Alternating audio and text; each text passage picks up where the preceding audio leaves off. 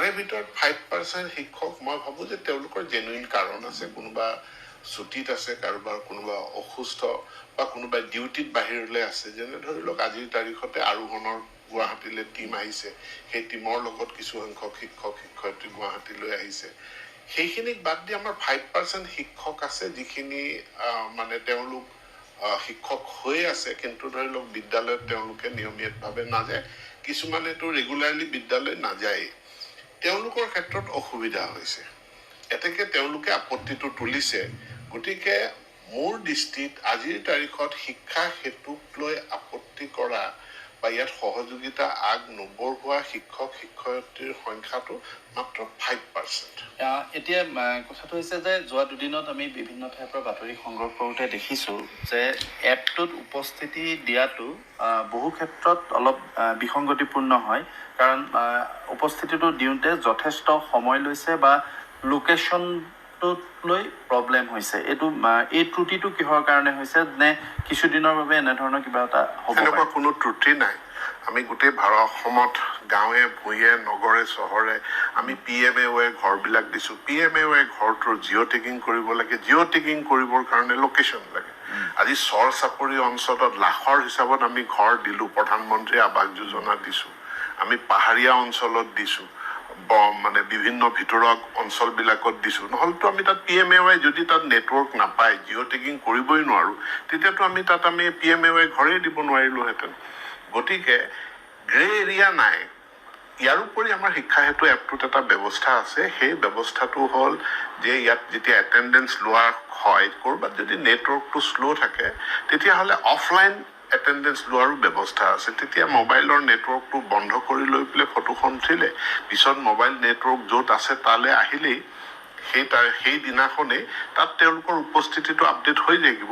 যদি অসুবিধা আছে 1,90,000 শিক্ষকে কেনেকৈ উপস্থিতি দিছে গতিকে ইয়াত কোনো সমস্যা আছে বুলি আমি নাভাবোঁ তাৰোপৰি কোনো নিৰ্দিষ্ট জেগাত বিশেষ যদি কোনো সমস্যা আছে সেইবিলাক আমি যেতিয়াই ফোন কৰিছোঁ ফোন কৰাৰ লগে লগে কথা বতৰা পাতিছোঁ সমাধান হৈছে আপুনি এপটো অন কৰাৰ লগে লগে তাৰ যিটো GPS লোকেশ্যনটো এক্টিভেট হ'বলৈ সি ছেটেলাইটৰ পৰা পজিশ্যনটো ল'বলৈ 10টা ছেকেণ্ডটো সময় লাগিব 10 ছেকেণ্ড নহওঁতেই যদি আপুনি দি দিছে তেতিয়া তাত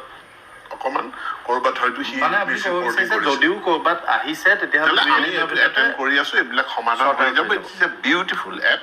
আৰু খুব ধুনীয়া আৰু এতিয়া মই জনামতে আমি অসম ভাৰতবৰ্ষৰ ভিতৰত প্ৰথম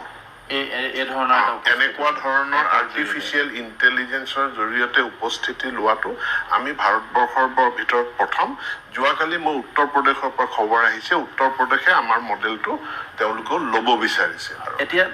আপুনি কৈছে যে অধিকাংশ শিক্ষকে এটেণ্ডেঞ্চ দিছে শিক্ষা এপৰ জৰিয়তে দিয়াত তেওঁলোক সমৰ্থ হৈছে 5% জেনুইন কাৰণত লিভত আছে বাকী 5%ক আপোনাৰ মতে লৈ আচলতে মূল সমস্যাটো হয় বা তেওঁলোকে ইস্যুটো কৰি থাকে এতিয়া কথাটো যে শিক্ষা ক্ষেত্ৰত এপৰ মাধ্যমেৰে যদি উপস্থিতি নিদিয়ে তেতিয়াহ'লে দৰমহা বন্ধ হ'ব বুলি কেইবাখনো জিলাৰ মই সেই শিক্ষকসকলক কম যে চৰকাৰক উত্তৰ দিয়াৰ আগতে তেওঁলোকে নিজৰ বিবেকক উত্তৰ দিয়ক চৰকাৰক উত্তৰ দিয়াৰ আগতে নিজৰ জাতিটোক উত্তৰ দিয়ক আমি যিসকলে জয়াই অসম বুলি কওঁ অসমীয়া ভাষা সুৰক্ষাৰ কথা কওঁ জাতিটোক ভাল পাওঁ বুলি কওঁ মই ভাবোঁ যে যিসকল শিক্ষক বিদ্যালয়লৈ নাহে